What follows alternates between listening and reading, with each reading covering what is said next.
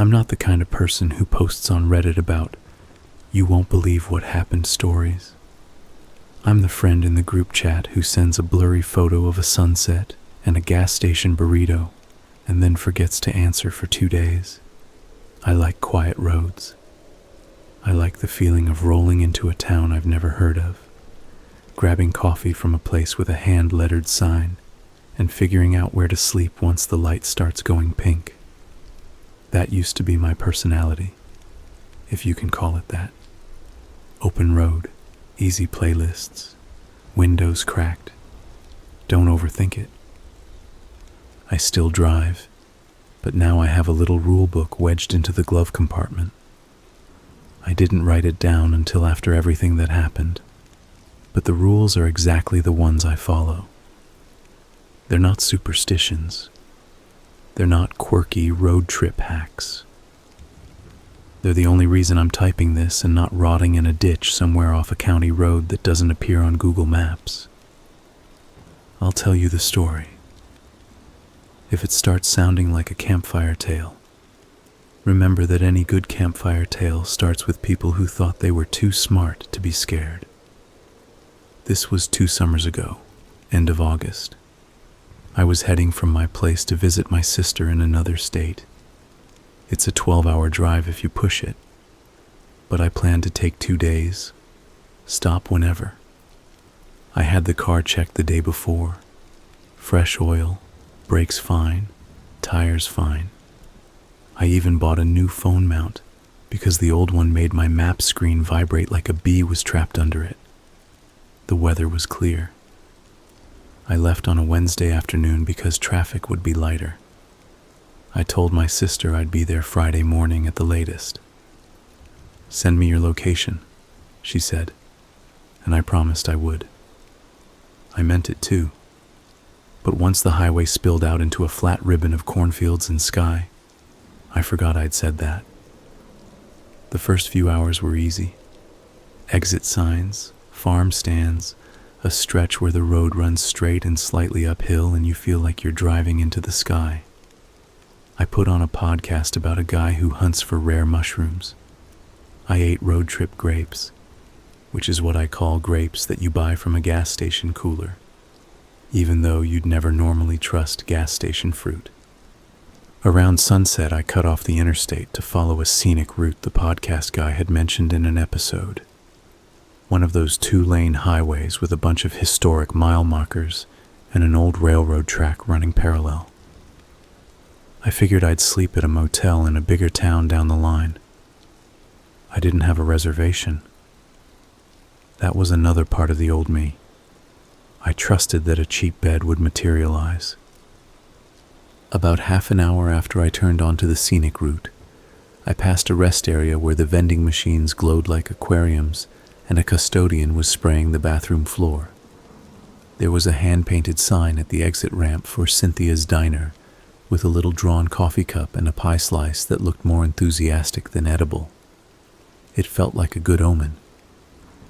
I was in that road-hypnotized state where everything feels like a symbol. The sky turned the kind of orange that makes you want to pull over and take a picture. I didn't because I was making good time. The radio started picking up static. Not white noise, but those weird warbling tones like a faraway ambulance caught on a loop. It made the hairs rise along my arms. I tried an AM station, then another, then gave up and put on a downloaded playlist.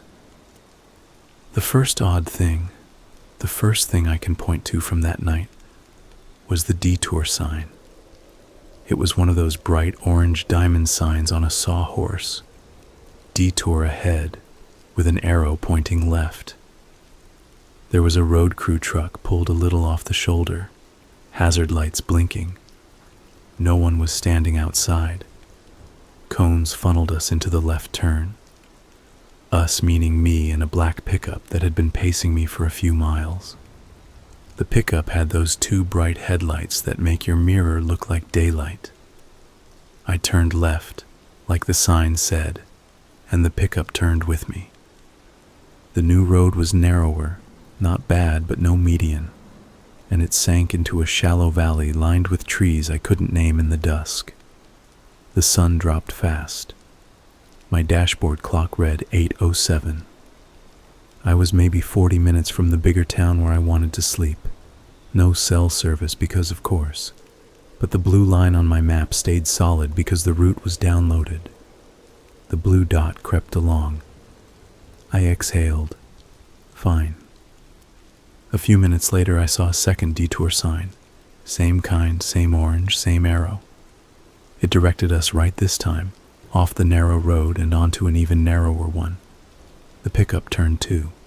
The new road was paved but rough, with that checkered asphalt that makes a sound like a snare drum under your tires.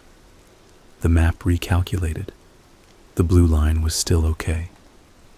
It was just a kink, I told myself. These roads wind around farms and streams and the remains of roads that don't go anywhere anymore. I scanned the roadside for mile markers because I collect them in my head. I like to know where I am. The last one I remembered seeing before the first detour was mile 27. I didn't see any markers on the smaller road, then eventually one, mile 9. That didn't make sense. Either I jumped into a completely different highway system, or someone had installed mile markers to mess with me. I laughed out loud, because that was easier than letting the laugh turn into a noise I didn't want to hear. The pickup behind me kept pace. My shoulders kept glancing up to the rear view. If you've ever driven at night with a car behind you, you know what I mean when I say that eventually, the lights become a person. They develop a personality. These lights felt patient, like someone who could stand in line for an hour without tapping their foot. That was somehow worse than aggressive lights. Patience means someone has a plan.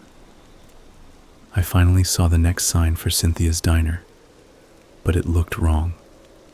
Same hand-painted coffee cup, same slice of pie. But the arrow looked like it had been added later, and the paint wasn't as sun-faded as the rest of the sign. It pointed down a gravel road. There was no streetlight. I slowed. The pickup slowed. My gut said don't. That's the most honest way I can say it. My gut, which has gotten me out of a few dumb adventures, said that if I turned down that gravel road, I wouldn't find a woman named Cynthia and her burnt coffee. I'd find a dark building where the windows didn't reflect my headlights correctly. I kept going. The gravel road fell behind with a whoosh of relief I could feel in my legs. The playlist changed to a song I'd played on another trip years ago. The lyrics came out of my mouth without me thinking. It calmed me. It made me feel like a person driving a car instead of a pair of hands attached to a wheel. 3 more detour signs came in quick succession. Each one pushed me onto a smaller road, like a set of nesting dolls. The 4th one wasn't on a stand. It was nailed to a tree at the edge of darkness, the arrow pointing into a 1-lane strip that could only generously be called a road. It had grass growing up through cracks in the middle, like the place hadn't seen regular traffic in years. I stopped at the mouth of it, engine idling. The pickup idled behind me. I told myself that I could turn around, that I could put the car in reverse, get back to the last big road, and take my chances with my original plan. But the shoulder was narrow, and the ravine next to us was steep, and the idea of backing up toward those patient headlights made my stomach flip in a way I didn't want to test. I went forward. The road hugged the side of the ravine. Trees leaned in. My high beams made the leaves look like skin. The path turned and turned. My hands were sweating. The clock said 8:41. The air had that stillness right before a thunderstorm, except there were no clouds, just a purple stain low on the horizon. I came around a bend and almost hit the figure standing in the road. I slammed the brakes. Everything in the passenger seat, water bottle, map, a bag of sunflower seeds, shot forward and thunked onto the floor. The car lurched to a stop. The pickup behind me stopped too, but far back, like it had known I'd stop. The figure was a woman. She wore a pale dress that could have been white once, the kind of dress you see in photographs in antique stores. Her hair was dark and fell straight down, hiding part of her face. She wasn't holding a thumb out like a hitchhiker. Her arms hung at her sides. She didn't shift. She didn't blink as far as I could tell. I cracked my window. The night air slid in, cool and damp. "Are you okay?" I called. I don't know why that was the first thing out of my mouth. It felt wrong to call the question through glass, like the glass was the only thing keeping me in this version of the world. The woman didn't answer. She took a step toward the car, then another, careful and slow, like she was walking across a creek on slippery stones. My throat had the dry ache of a swallowed sneeze. I put the car in park without thinking and reached for the door handle. Then I heard a sound I can still hear if I sit alone too long. The click of my back left door unlocking on its own. You'll think I'm being dramatic when I say that I didn't feel fear, at least not in the fireworks sense. I felt a deep, old dread, like the moment you realize you've been standing on the edge of a cliff in the dark. "Hey!" I snapped into the back, twisting to look. "No." It sounds stupid, but I said it like you say it to a dog about to bolt into traffic. "No, stay." The door didn't open. The woman kept walking, eyes down, hair swinging. She reached my front fender. She dragged her fingers along the paint. I heard the faintest scratch, like someone writing with a dull pencil. Her nails were torn. She leaned down and looked in through my open window. I could see her face now. If I had seen her on a normal day, in a normal place, I would have said she was a person who used to be pretty. Her features were even. Her lips were too pale. Her eyes were wrong. That's the only word I have. Not dead or cloudy or glowing. Just wrong, like someone had put them in backwards, or like she was looking at me from inside a reflection. "Do you need a ride?" I asked, and my voice sounded like someone else's voice on a bad tape. She tilted her head, the corners of her mouth pressed up, not a smile, but like she'd remembered what a smile was supposed to look like. "Where are you going?" she asked. The back left door clicked again, softer. I could feel the air shift, like the pressure in the car was changing. The pickup's headlights flared a little brighter behind me, and I could see the outline of a person in the driver's seat for the first time. Just a shape, still and watching. "My sister's house," I said, because I didn't want to lie and I didn't want to tell the truth. She leaned in closer. Her hair smelled like wet laundry that's been forgotten in a machine. Her eyes didn't line up with my face. They tracked something to the left of my head. "Don't," she said. No inflection, no urgency. Just the syllable landing in the car, heavy as a rock. "Don't what?" I asked, which is a dumb question. But I ask dumb questions when I don't want to know the real one. "Don't let him in," she said, and I thought she meant the pickup driver. I almost laughed, because I had zero intention of letting anyone in. Then the back left door started to open, slow, like a mouth yawning. I hit the child lock button so hard I thought I'd snap the plastic. The door halted, then redoubled, pushing against the lock with a gentle persistence, like someone testing a window. The woman's eyes flicked to the back seat, then back to me. Her lips parted. The way you part your lips before you do something that hurts. "Drive," she said. I dropped the car into drive, tires chirping as I pulled around her. I half expected her to reach in and grab the steering wheel, but she stepped to the side without looking at me, like she'd been waiting to deliver a line, and now her part was over. As I passed, she pressed her palm flat against the back passenger window, and her skin left a smear like breath on glass. It took me a beat too long to realize that the smear wasn't on the inside or the outside. It was in the glass, like a fingerprint between panes. I didn't look back. The pickup followed. Now its headlights were close again, bright enough to paint my car's interior in white. The road narrowed more, if that was possible. The trees knit overhead. Every so often the car would rise over a swell and then dip, and in the dips the headlights behind me would vanish, and my brain would do a small hands-up roller coaster thing that felt like relief, until the lights reappeared. I reached a little wooden bridge, the kind that clacks under your tires.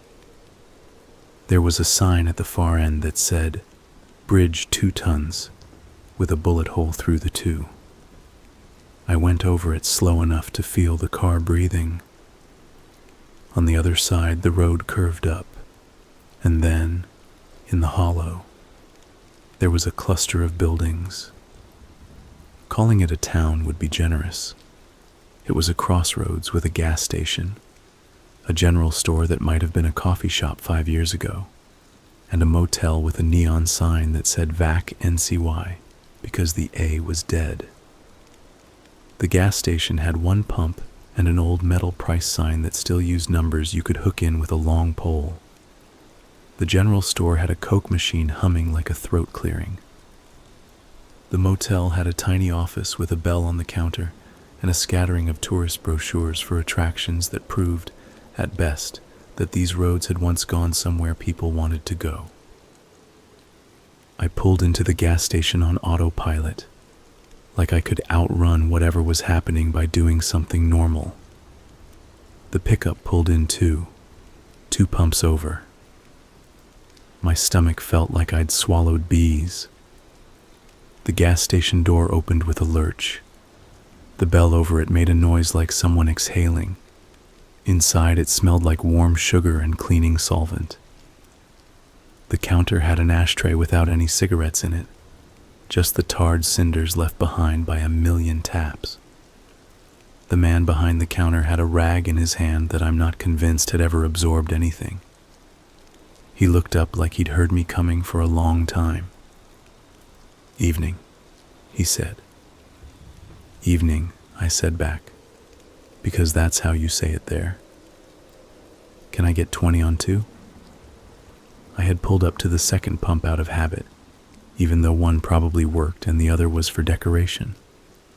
"You can," he said, and he didn't move.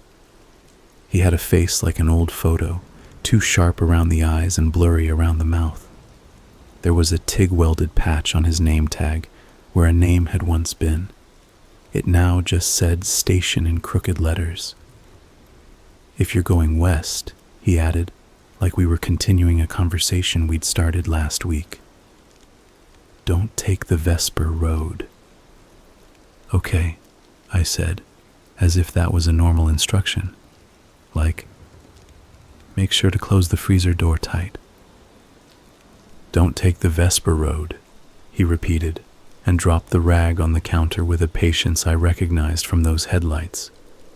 "You'll think it's faster. It's not. And don't take anyone with you." I glanced through the glass door at the pickup. It was still idling.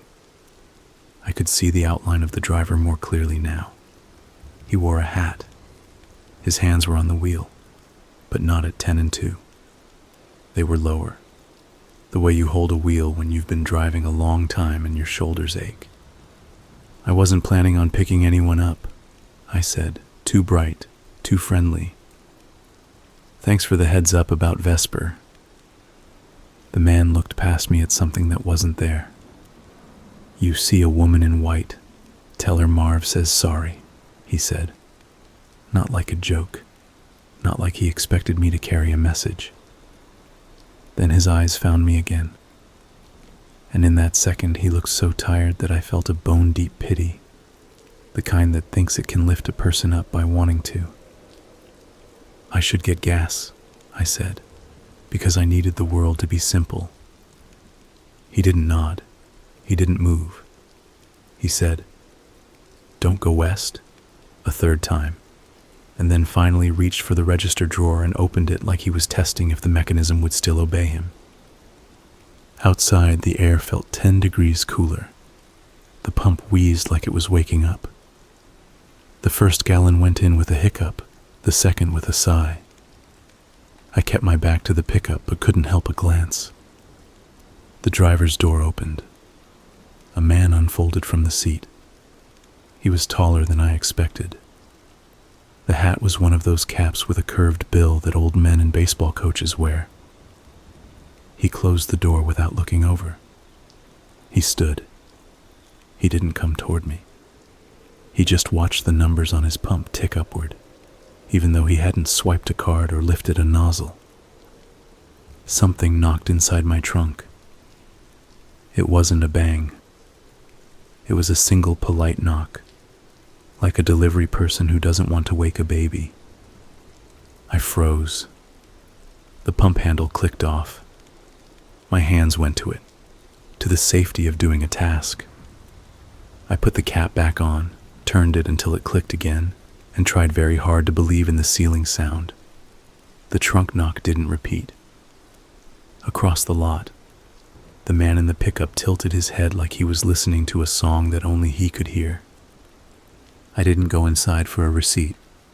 I didn't say goodbye to Marv. I got in the car, locked the doors, and pulled out. The pickup pulled out after me, courteously letting me go first. The motel office light flickered like a dying moth. The general store's Coke machine croaked. The road out of town had a sign that I now believe matters more than most Bible verses. It said, "Vesper Road," with an arrow pointing right. Underneath, a smaller sign in different font said, "Not a through road." Someone had spray painted over the "not" with a smear that could have been a middle finger. I went left. My map told me to go left. The blue line reassured me that left was the right way. For a mile or two, the road was wide enough that I could pretend this was fine. Then the trees leaned in again. Then I saw a hand-painted sign nailed to a post. It said diner and a coffee cup and an arrow pointing right. If there was a town here, it was very good at repeating itself. I kept going.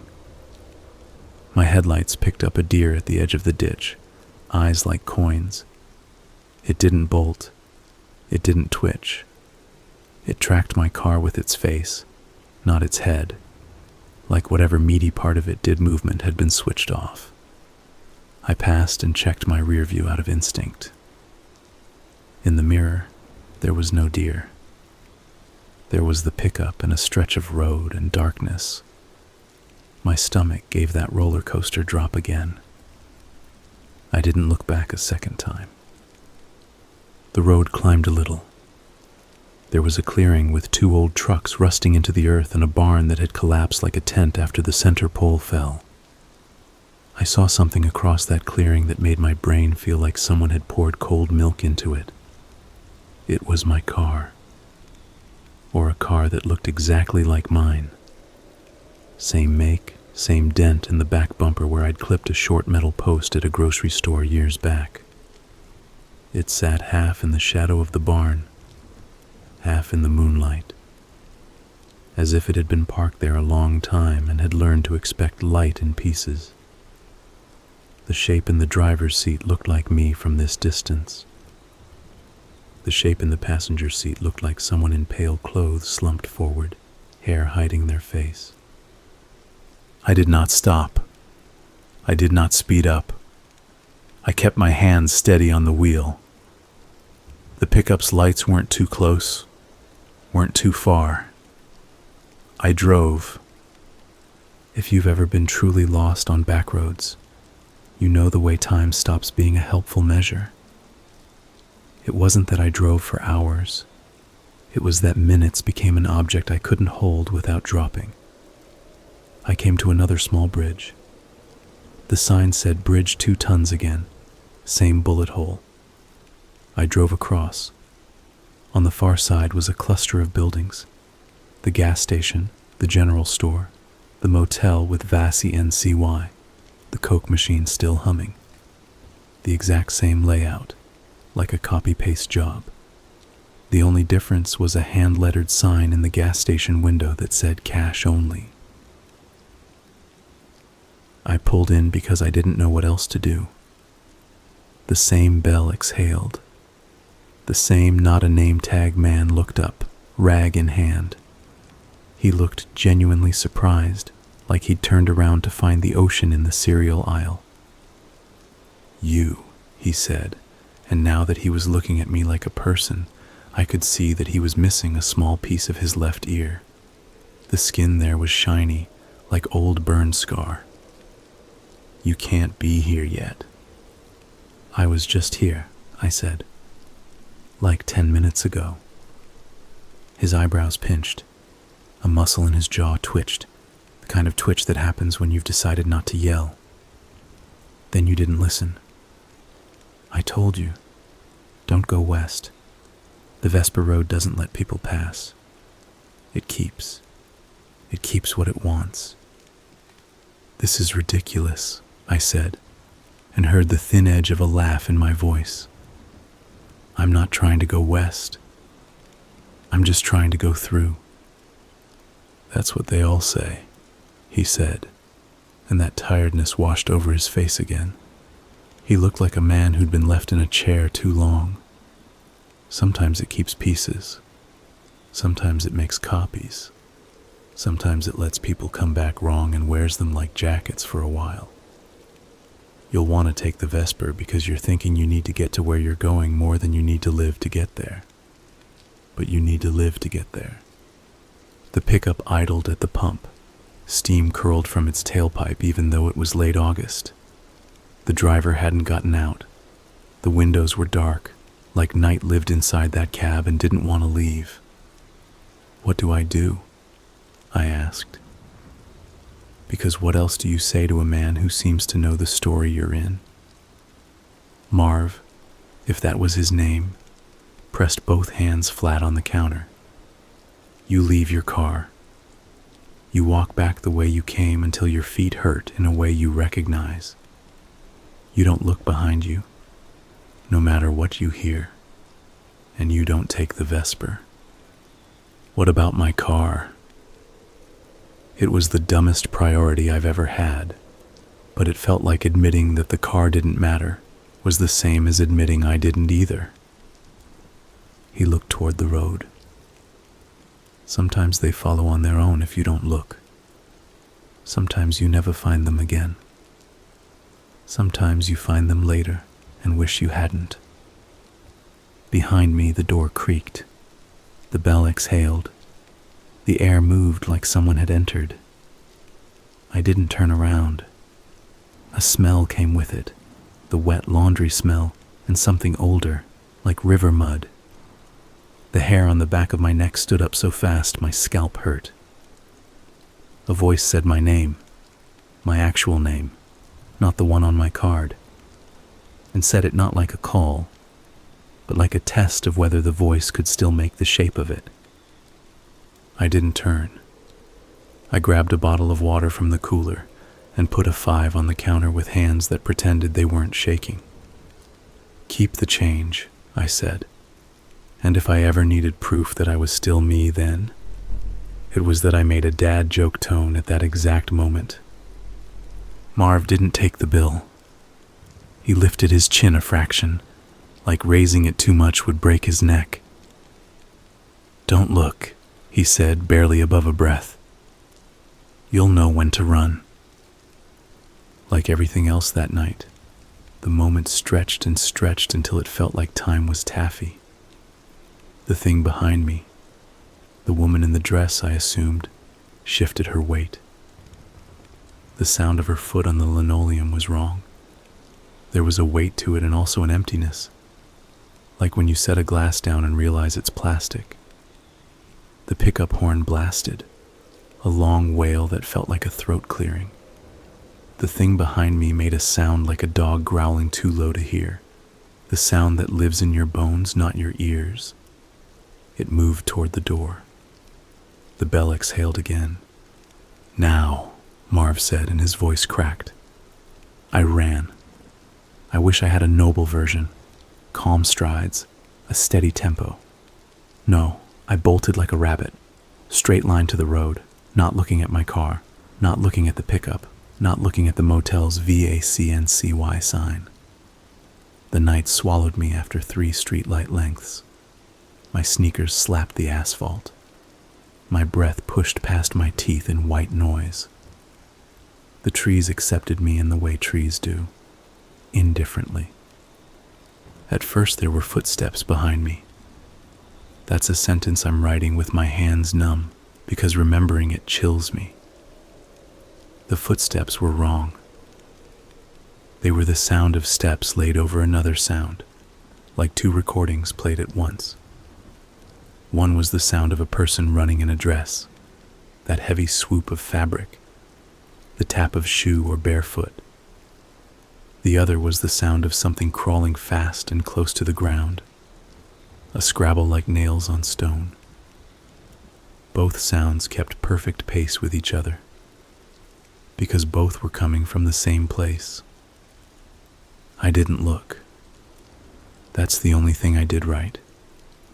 I stared at the road shoulder, at the white paint, at the small river of ants that somehow navigated in the dark.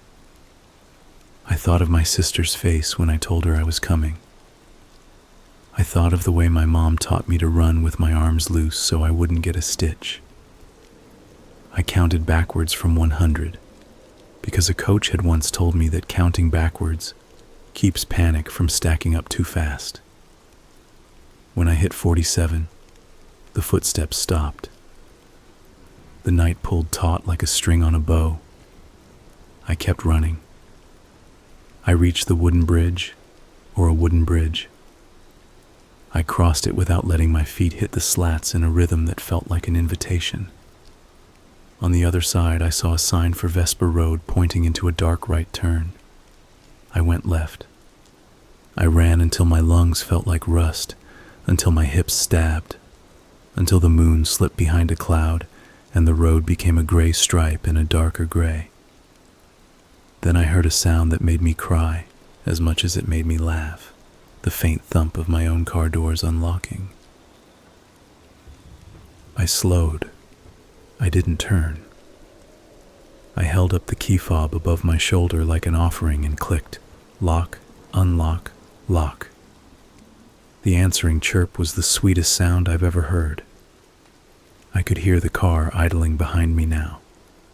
A smooth hum with a faint tick I recognized from a belt that needed tightening. I stuck my hand back, not turning, and found the cool handle of the driver's door. I slid in. I kept my eyes forward. I put it in drive. The seat adjusted to my weight with a gentle push that made me want to sob. I drove like I was balancing a full glass of water on the dashboard. The map on my phone had stopped pretending to know where I was. The blue line gave up. The screen showed gray. My music app spun as if loading. I let the car roll and roll. The speedometer needle hovered. Every time I came to a curve, I followed the curve. Every time a sign offered me a choice, I took the one that didn't say Vesper. The idea of Vesper became a taste in my mouth like metal. The road opened. The trees thinned. I saw a billboard for a fireworks warehouse, the kind of billboard that always looks a little lawless and fun. It had a cartoon sun wearing sunglasses and the words, "Open year-round." I had seen that billboard earlier that day. The sight of it lifted something out of my chest. The next exit sign had a town name I recognized. The radio picked up a normal song, a pop hit I couldn't stand at any other time. I sang along like a lunatic. The clock said 10:09, which couldn't possibly be right, but I didn't argue. I made it to the bigger town with the inexpensive motel with the indoor pool and the waffle maker. I parked under a light that made my car look clean. I double-checked the back doors. They were locked. When I tried to open the trunk, the latch stuck for a second, then popped. The trunk was empty except for the stuff I'd packed. But the underside of the trunk lid had a smear across it, the shape of a hand, not dirt, not grease. If I looked straight at it, it wasn't there. If I looked with the corner of my eye, it pulsed like something underwater. I didn't sleep. I lay in the bed with a polyester comforter and watched my car through the window curtain and listened to my heart hit the mattress like a fist. At 3 a.m, someone tried my door, just a jiggle, not urgent. I told myself it was a drunk guest who'd gotten turned around. I told myself a lot of things. I didn't open the door. I didn't look through the peephole. At dawn, I went out and walked around my car. No scratch on the fender, no dent, no woman in white curled underneath like a cat. The gas station receipt that I didn't take was on the passenger seat. I hadn't taken a receipt. It wasn't possible for it to be there. It said cash only with a stamp over the total. The cashier's name line was blank. Under the blank in faded ink was the word, sorry.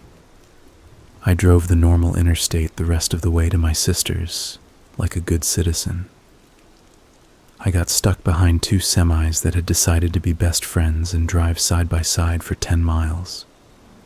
I ate a sandwich in the parking lot of a rest stop, while a guy in a Hawaiian shirt talked too loudly on his phone about fantasy football.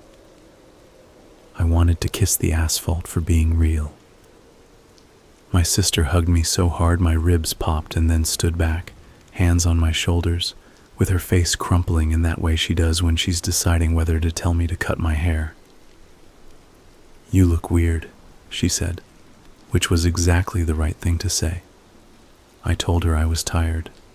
I told her I'd had a long night. I did not tell her about Vesper. Not then.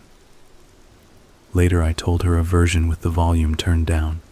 The woman in the white dress edited to be a lost hiker. She called me an idiot for taking back roads at night. I agreed. We watched a bad sitcom and ordered pizza. I slept on her couch. My dreams smelled like river mud. The story should end there.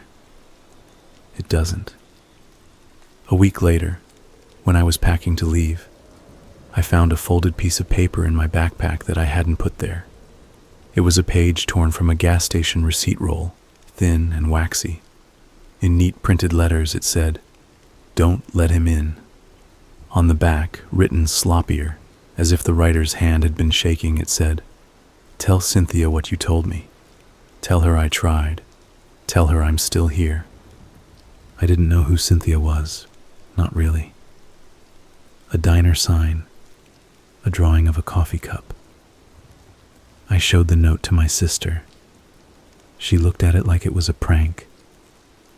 "We don't know any Cynthia," she said. She was right, but that wasn't the point. On the drive home, I stayed on the big roads. I checked my map like it was a friend with a secret. In the early afternoon, I stopped for gas at a place with 5 pumps and a sign that said, "Smile, you're on camera." I went in to buy a soda. The clerk was a woman in her 50s with a cloud of blonde hair and a face like a lake at dawn. Her name tag said Cynthia. I froze. She smiled politely, the way people do when they're waiting for you to say the thing that makes sense of your face. "Sorry," I said, because that's what I do when I don't know what to say. This is going to sound strange. Has anyone told you that Marv says sorry? The smile slid off her mouth like a sticker. For a second, I saw a different expression underneath. Not sadness, not anger, but something like relief pretending not to hope. She put both hands on the counter, palms down, as if testing whether the surface was still solid. "What did he do?" she asked very softly. I swallowed. I didn't know how to package the thing that had happened into a sentence that would be safe to release. "There's a road," I said. "Vesper." Her eyes flicked left and right, not like she was checking for customers, but as if she was checking the air for a smell. "You saw her," she said, and it wasn't a question. "I saw someone," I said, honest in the least helpful way possible. I unfolded the little gas station receipt paper. "She gave me this, or someone did. I think she wanted me to tell you." Cynthia took the paper. Her hands were steady. She read the neat side, then the messy side. When she turned it over again, she touched the neat letters, "Don't let him in," with the tip of her finger like you touch a scar that used to hurt, but now tells you where you've been. "Marv is my brother," she said. "We grew up out near Vesper. There were 3 of us, me, him, and our cousin. She took the Vesper one night when she was mad at her mom. People said she ran off with a boy. She didn't. Folks in that area tell stories about the road like it's a jealous thing. I think it is. Marv thought he could get her back. He went looking. He came back with half an ear and a personality they didn't recognize. He moved away after that. He said if he could get far enough, he wouldn't hear it anymore." "What does it want?" I asked, because asking felt better than accepting. Cynthia folded the paper back up with careful fingers. For a second, I thought she was going to hand it back to me. Instead, she tucked it under the edge of the counter where the receipt printer sat. "I don't know," she said. "I think it wants company. I think it wants to be a place." I don't know if she believed what she was saying. I don't know if I did. I still don't. Sometimes, in the bright light of a weekday afternoon.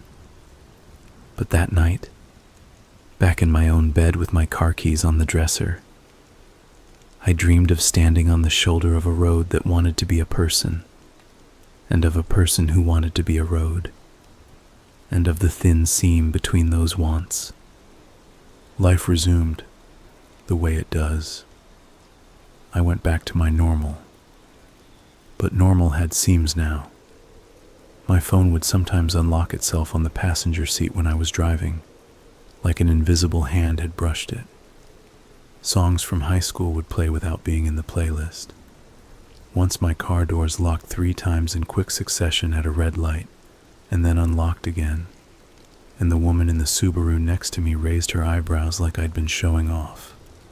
I kept the little rule book in my glove compartment and added to it when my brain made connections I didn't ask it to make. The first rule: if a detour sign leads you onto a road with grass growing up through it, turn around if you can. If you can't, keep your eyes forward. The second rule: if a stranger tells you not to take a particular road, believe them. They might be your version of the man with the rag and the missing piece of ear, standing in a gas station that exists twice. The third rule: if the back door unlocks by itself, say no out loud. It sounds ridiculous, but the world is a web of permissions you don't realize you give all the time. Withholding one might save you. The fourth rule: if a woman in a white dress tells you to drive, drive. She isn't the thing you should be afraid of. She's wearing her fear like a coat you can see. The fifth rule: if you find yourself at the same gas station twice with the same humming Coke machine and the same VAC NCY motel sign, don't argue with the loop. physically leave the car, walk. Trails are made by feet. People ask why I didn't call the police. What would I say? Hello, officers. I got trapped in a road that wants to be my boyfriend. The parts of this story that obey facts. The receipt paper with the message, Cynthia being real. The smear on the trunk that's only visible if you don't look directly at it. Aren't things you can build a report on. Even writing this, even typing the words, I feel that push in my chest. The insistence that none of it happened. That I had a scare on a quiet road and turned it into a myth, because myth is easier to live with. I was doing okay with that, stacking my okay days into a little wall I could live behind, until 3 months ago. I was at home, working late, trying to hit a deadline that kept ducking and weaving. Around midnight, I heard a knock at my front door. Not the polite kind, the gentle, patient kind, the kind you hear in your memory of a trunk. I looked through the peephole because I'm not a complete idiot, and nobody was there, but the sensor light on the porch was on. The air had that smell, the wet fabric smell, like someone had dumped a hamper into a river. I didn't open the door. I went into the bathroom and ran the shower and turned the fan on. Like noise would keep whatever it was from hearing me think. When the knocking stopped, I stood very still and listened. From the window over the tub, which looks out onto my tiny backyard, I heard the faint click of my car doors unlocking. I moved out of that apartment 2 weeks later. You'll say that was an overreaction. Maybe. But I don't think of myself as brave anymore. I think of myself as someone who wants to stack as many steps between myself and Vesper as possible. A month after I moved, I got an envelope in the mail with no return address. Inside was a photo. It was printed on real photo paper, the kind with the little ragged edges. It showed a gas station at dusk, a general store, a motel sign that said, VAC NCY. In the foreground, slightly out of focus, was the back half of a black pickup. On the back window, written in the dust, were the words, "Don't let him in." Under that, faint, not written, just there like it had always been, was a palm print, like breath in glass. I don't know who sent it. I don't know if it was a warning or a hello.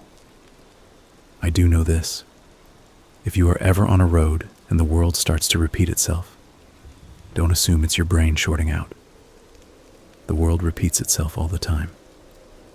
Most of the time we call it routine. Sometimes we call it a spell. Sometimes we call it a trap.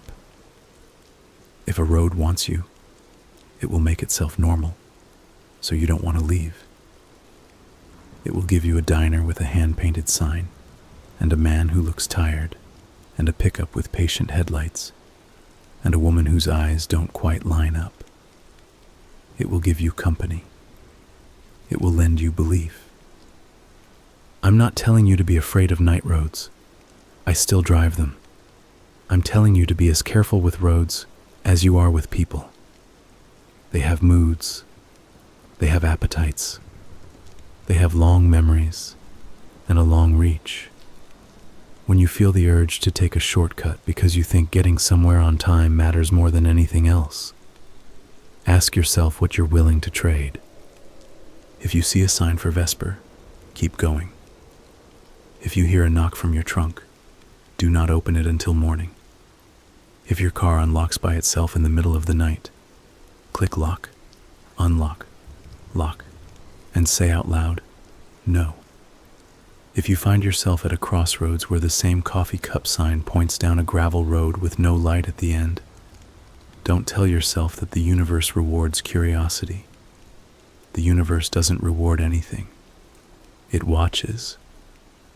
The rest of us reward and punish each other. and sometimes we're not the ones doing the rewarding. I've got more rules now. They sound silly when I say them out loud.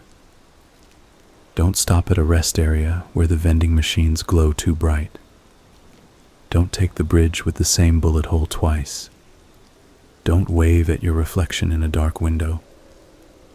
Don't trust a map that insists on a road it can't show during the day. Put salt in your pocket. Keep a bottle of water under your seat. Know how your car doors sound when they lock, and know how it feels when they lock without your hand asking. People tell me the world is what you make of it. That's adorable. The world is what it is. The part you make is the part that decides which signs you follow, and which ones you tell yourself were graffiti. I'm sharing this because you might be the version of me who pulls off onto a scenic route at sunset to chase a podcast vibe and ends up trying to explain to a stranger named Cynthia why you're crying in a gas station with a receipt in your hand. If that's you, hear me when I repeat what the woman in the white dress said without looking me in the eyes. Drive, and if you get a choice, don't go west. Not there. Not at night. Not if the road offers you company. That's the last rule I'll write in the glove compartment rulebook. The one that rattles when the car idles and makes me think of patient hands. Don't let him in. I started running during the winter because my doctor said my blood pressure was trending in the wrong direction for someone who was 32 and sat at a desk all day. I bought a pair of shoes that the store guy said had stability, like he was selling me a personality, downloaded a free Couch to 5K app, and told myself I'd do 3 runs a week.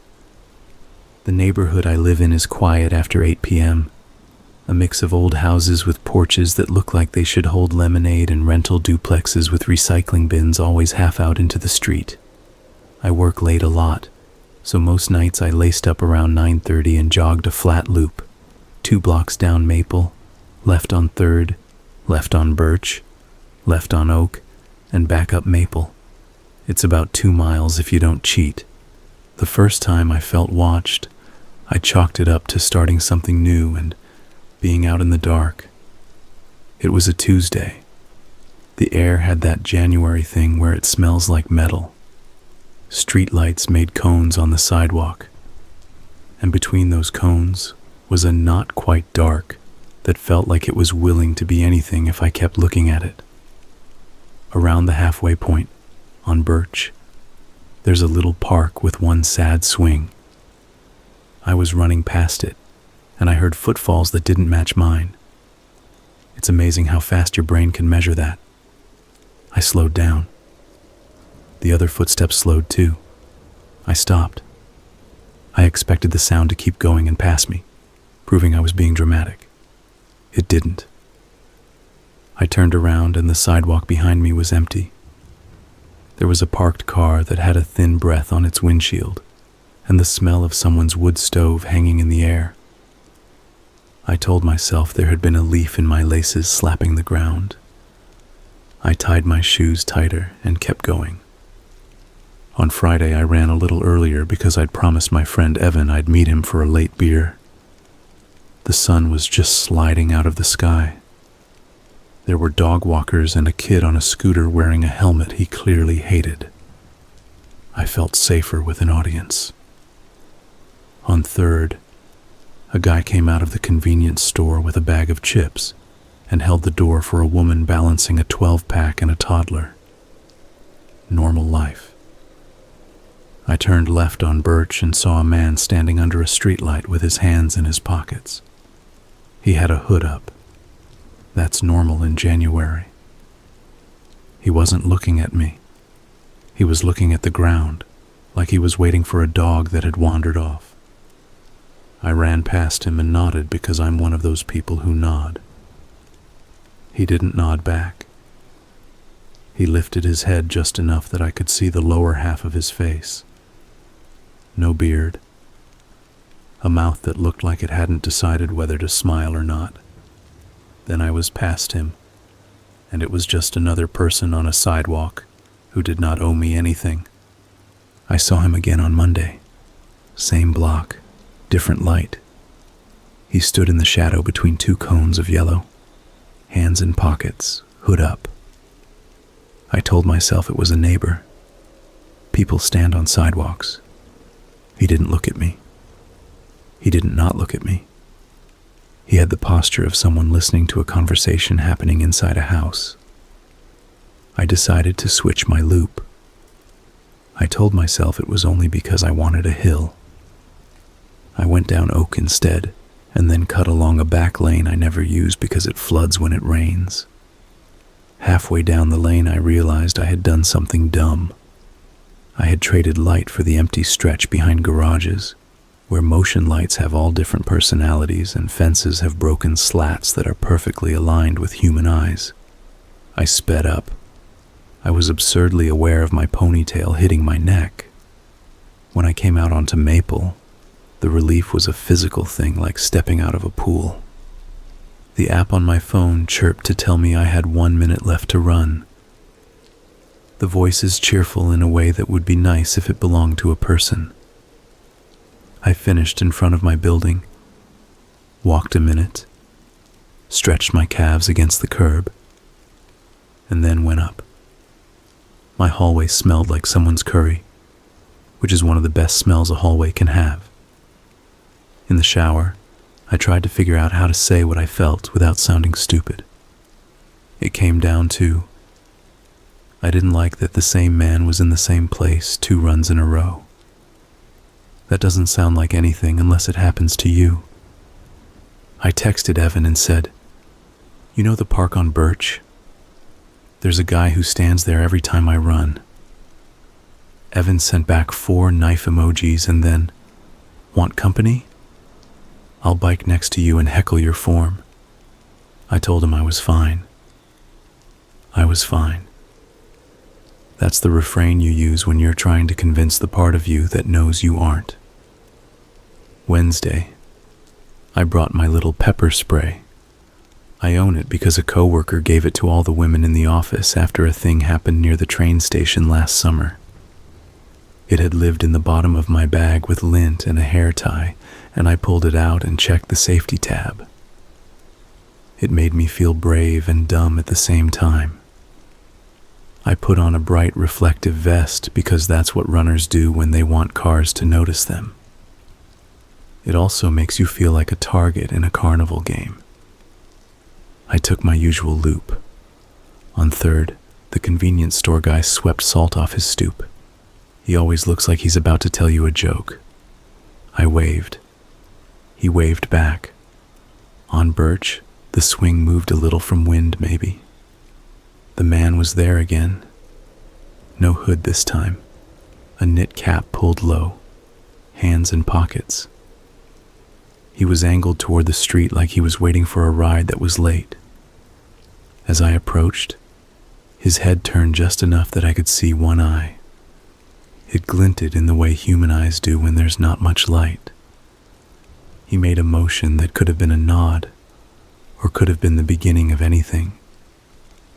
I ran past. My heart was high in my chest. At the corner, I made a decision I told myself I'd already made. I turned right instead of left and added 2 blocks to the run so I wouldn't have to pass him again. I didn't look back, which was a battle I won by losing another one. It snowed that weekend. The kind of snow that looks like TV static if you stare into a streetlight.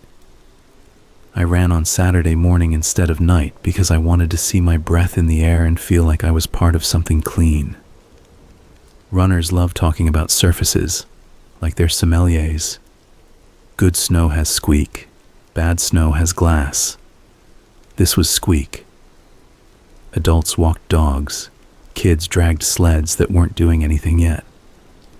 A guy in shorts ran past me like he was trying to impress a ghost. The park looked better with edges softened. I didn't expect to see the man. I didn't. I saw a single set of footprints leading from the park's swing to the sidewalk. then to the corner, then toward Maple. They were longer than mine by an inch or two.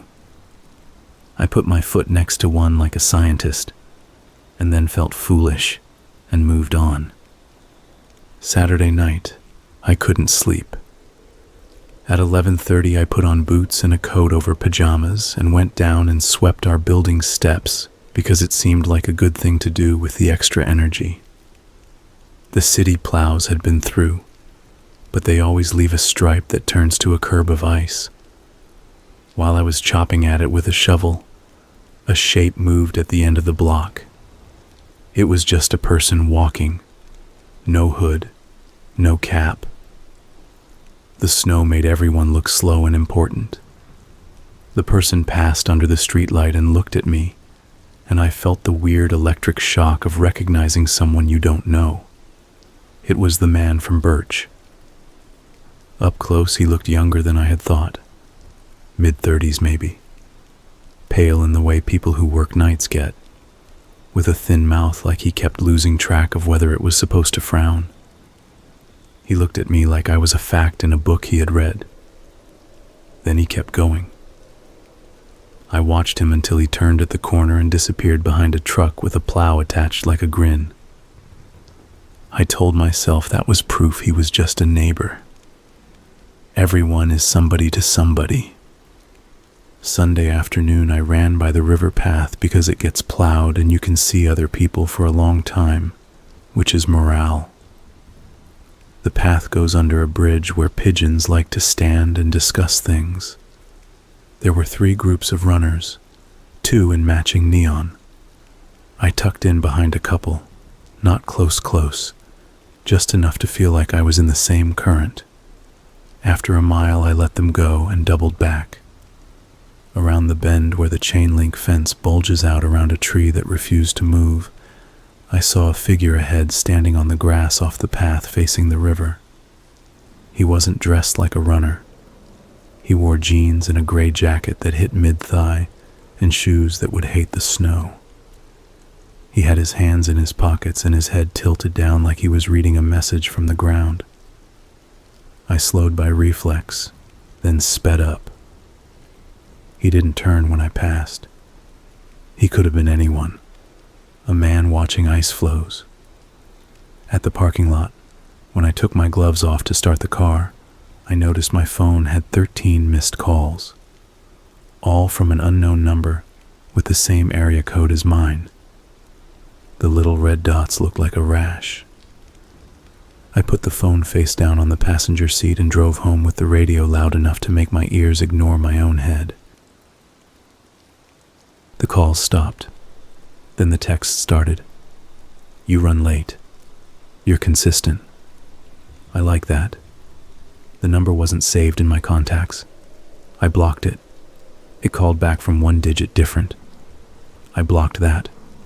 I told myself it was spam, a bot with a lucky guess. That night, while I was brushing my teeth, my phone buzzed on the sink. A text from an unknown number. A photo of the back of my head. I had a knit hat on, my reflective vest visible at the edges. The angle was slightly downward, like from a porch or a stoop. In the background was the convenience store on 3rd and the corner where I always turn left onto Birch. My stomach felt like I had swallowed lake water. I scrolled up. There were no other messages from that number. I blocked it and took a screenshot and sent it to Evan with some creep sending me pics. He wrote back immediately, I'm coming over. I told him not to. He said, too late, shoes on. I hadn't told him which picture it was. He knew the corner. He's jogged with me twice. When he got to my place, we sat with our knees touching on the couch like kids at a sleepover. He looked at the photo and said, okay, that's not a bot. He wanted to call the police right then. I didn't. I wanted to control some piece of the story before it became someone else's. We agreed on a middle plan. I'd run earlier for a while. No headphones, no predictable loops. He'd meet me on his bike twice a week. I'd change my routes like a person robbing their own house. For a week it helped. I ran at 6 p.m., which is comfort hour. Dinner smells, porch lights, neighbors arguing about nothing. I counted dogs in windows. There's a beagle with a face like regret, a shepherd who judges me, a small white thing that barks even when no one is there. I saw the man only once, from across the street on Oak. He was walking with a plastic grocery bag and a posture like he didn't like his coat. He looked at me and then away the way you look at someone you're pretending not to recognize. Then Thursday came, and with it a thaw. The sidewalks were slick in patches like someone had spilled invisible syrup. I chose my river route because it's flat and you can see. Dusk turned the snow gray-purple. I was alone on the path. I passed under the bridge and shadows fell into a shape that looked like hands. I'm not superstitious. I just have eyes that make jokes. The path curves along a stand of trees, and then there's a bench that some donor put there in memory of someone whose date said they left too soon. I always touch the bench in passing. A ritual for someone else that I stole because it feels like a checkpoint. As I approached the bench, I heard the footfalls again, not mine. I slowed. They slowed. I stopped. The sound stopped. I turned around and there was no one behind me on the path. The river moved with that slow iron sound that water gets when it's more slush than liquid. I felt something like pressure in the air, as if someone had opened a refrigerator in a closed room. I turned back around, and the man was standing 10 feet ahead of me on the path. I didn't hear him step. He wasn't out of breath. His jacket had a dirty cuff like he wiped his hands on it. His mouth had that almost smile again, and suddenly I realized what it looked like. Someone trying on an expression they saw in a movie. He said, "You don't run with music anymore." I didn't answer. My body did a stupid thing. It took a half step left, which on that curve puts you closer to the riverside. He took a small step forward, hands still in pockets, like he was showing me he wasn't a threat by not taking his hands out. "I was worried you wouldn't come," he said, and the sentence was so wrong, I couldn't find the part of me that talks. He took his hands out of his pockets. They were red at the knuckles from cold. He held them out slightly like he wanted to show me they were empty. "I like your consistency," he said, as if he were complimenting a recipe. "I can time you." I said, "I'm going to go," and my voice shook on go in a way that made me hate it. He nodded like we'd agreed on something. "I'll walk you," he said, and stepped to the side to let me pass, as if it were his path. I didn't move. He tilted his head. The movement was small. "You're not the only one who runs here," he said. "It's public." He said the last word like he was trying it on his tongue.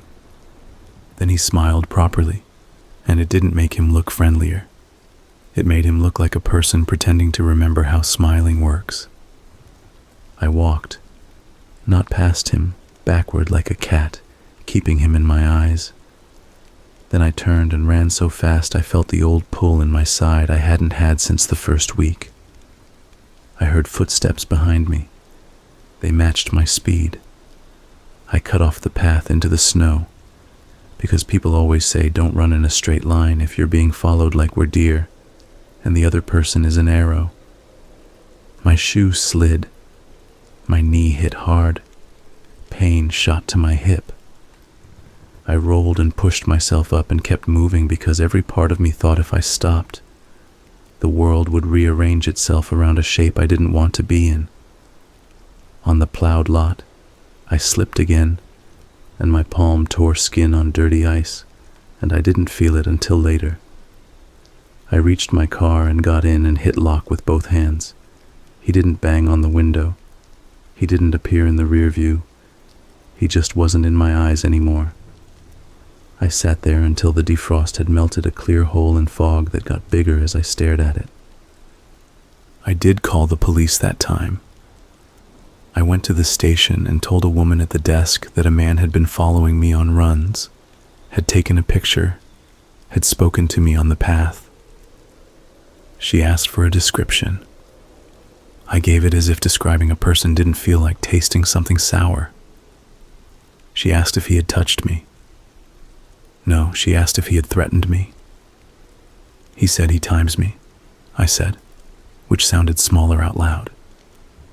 She wrote it down anyway and nodded in a way that was kind and incapable of changing anything. They sent a car past my block that night. The lights made my living room look like a club for a second. Then they were gone. I slept on the couch with my shoes near my head because my brain told me that would help. And my brain has not always been useful. But I listened to it because it's mine. Evan insisted on biking with me the next time.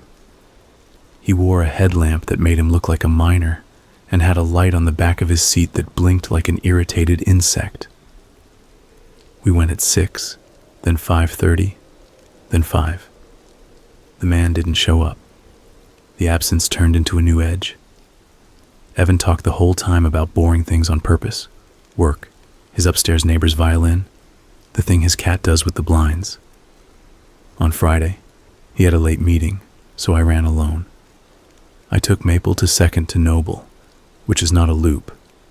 It's a rectangle with a bite taken out for an elementary school. It was cold enough to hurt your teeth when you smiled. I didn't smile. I passed the convenience store. The owner was inside restocking cigarettes. He looked up and did the little salute he does. It calmed me more than it should. The man was at the school, not on the playground, behind the chain link, near the dumpsters where the plows push all the snow into a single tired hill. He stood with his hands in his pockets, head tilted down. No hood, no hat, just bare ears going red in the cold. He watched me with the kind of attention you give something you think might be yours if you wait long enough. I didn't change my pace because prey runs, and I didn't want to be prey even though I was. He walked inside the fence alongside me, same speed. When I reached the corner, he stopped.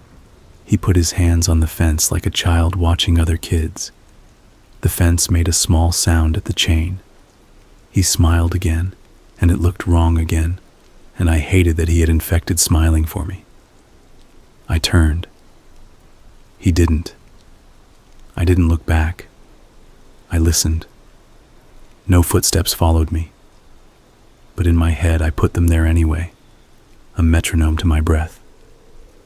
The text started again the next day, from a new number with the same first 6 digits. You looked faster. I like the headlamp. Consistency. I blocked them. They kept finding new ways to be the same. I changed my number. I got a new one, and for 3 days my phone felt like a clean plate. On the 4th day, at 1:07 a.m., it buzzed. Unknown number. Photo. It was my building's front steps. The angle was from across the street, slightly tilted, as if the photographer had rushed. In the upper left corner, a sliver of my window showed my lampshade. There was text under the photo. You leave at 9:38. Not always, but usually. I turned off my lamp and sat in the dark and hated that the dark felt like a collaboration. I told my landlord. He said, "Want me to put in a camera?" I said yes. He put a camera above the front door that uploads to an app with a login he shared with me. For a week I watched men deliver packages and neighbors fumble keys and a raccoon try the handle like he had a right to everything. 2 nights later, 9:40, I got a motion alert. I opened the app. The man stood on the sidewalk across the street looking at the door, hands in pockets, jacket zipped, mouth undecided. He stood there for a minute. then stepped a pace forward, then back. He never looked at the camera. He looked at the door like he was trying to remember which of us was supposed to knock. I printed the screenshot and took it to the police station. The same woman at the desk said, "We can add this to the report." She asked if I had any messages from him since I changed numbers. I said yes, and put my phone on the counter, and my palm left a smear because I was sweating. She took down the new number. She said they could call him. The idea of a call felt like throwing a rock at a bear. Evan told me to stop running. He said it like he was telling me to stop touching a hot stove. I didn't run for 3 days. It made me feel like I was letting him build a house in my head. On the 4th day, I put on my shoes and went at noon. The sun was high and unfriendly. I ran past families and a man in a construction vest who waved me around a hole in the sidewalk. I did not see the man. When I got home, my mailbox had an envelope with no return address. Inside was a single piece of paper, torn from a small pad, with 3 words in block letters. "You changed it." I did the thing I should have done earlier. I stayed at Evan's for a few nights. He has a spare room that is actually a room with a bed and not a couch with sheets. We watched trash TV until midnight so my brain would know which noise was ours. I didn't run. He biked to work even though it was icy because he said used bodies sleep better. On the 3rd night, my phone buzzed at 3:11 a.m. I was awake because my body remembered the old runs, even if I wasn't doing them. Unknown number. Photo. It was the hallway outside Evan's apartment door. The angle was low, like from knee height. The bottom of his doormat was in frame, with the word welcome upside down, because he'd never turned it since moving in. Under the photo, 1 word: consistency. We called the police, and this time they came and walked the hall and knocked on Evan's neighbors' doors and asked the kinds of questions that make you realize your life is made of small facts you hope no one else has tracked. They added a patrol to the block. They suggested we change our routines, which is a little funny if you need to sleep. Evan set up a camera on his door. It captured everyone we already knew. It did not capture the man. Either he had come and would not come again, or he knew where the camera looked, or the world is just bigger than the small place we live. I tried not running for 2 weeks. I felt worse. The not running became its own kind of dread. I made a deal with myself. I would run only on the track at the high school, behind a fence with other people around. It's boring and perfect. You can count laps and feel safe because bored teenagers sit on the bleachers and taste their futures. The first afternoon back, I ran 8 slow laps and felt something loosen in my chest that had been there since January. The second afternoon, a man stood by the chain link with his hands in his pockets. The jacket was gray. The mouth was undecided. He didn't look at me. I looked at him every 3rd lap like a superstition. On the 5th check, he was gone. The space where he had been looked smaller for a minute, and then it looked like air again. The last time I saw him was not where I expected. It was at the convenience store. A month had passed. It was warmer. Snow and dirty islands. The corners where plows had lingered were black, like the end of a candle. I was buying milk and a lottery ticket because sometimes I like to waste $2 in vivid ways. He was in the aisle with canned soup. No jacket. A hoodie with a logo I didn't know. He looked normal. Less pale in the fluorescent lights. He glanced up, saw me, and his mouth did the thing it does. He didn't approach. He picked up a can and put it in a basket and walked to the counter and stood behind me in line. I could feel his breath in the way you can when you know someone is behind you, even if you can't hear them. The convenience store guy said, "How's your running?" Because he is the kind of person who remembers one thing about everyone. I said, "Good," and felt my face heat. The man behind me didn't say anything. He set his soup on the counter after I paid. The owner said, "Cold day for soup." And the man said, "Consistency," like he was ordering a brand. The owner nodded like that made sense. I went outside and stood on the sidewalk and waited because I needed to know which direction the man would go. He came out, turned left, and walked down Third with his hands in his pockets. At the corner he paused, then turned back and looked at the convenience store window at his reflection. Then he kept walking. I realized something then that was both obvious and useless. He also lives here. He is someone's neighbor, someone's person behind them in line, someone's man with soup. I moved 2 months later for reasons that, if I tell them, sound like they belong in his story, not mine. New job, shorter commute, closer to the river, which is funny because it is and isn't safer. I run in the mornings now, not at 9:38, at 6:15, when the sky is the bruise color that makes you feel like you're borrowing light from the future. I keep my roots messy. I wave at dog people and they wave back with the solemnity of the early. Sometimes in the corner of my eye I think I see a man in a gray jacket, and sometimes it's a mailbox, and sometimes it's a man who is not him, and sometimes it's him, and the world keeps being the world and we share a sidewalk, and that is somehow the worst part, and also the only part that feels survivable. Last week I got a letter at my new address. No return address. Plain white envelope. Inside a sheet of printer paper with a single sentence typed, "I've started running." Under it a photo. The track at the high school, empty, viewed through chain link. The focus was on the metal diamond, not the field. My stomach did the lake water thing again. I put the paper back in the envelope and the envelope in a drawer. I laced up my shoes and went for my run because I didn't know what else to do. I took streets I'd never taken.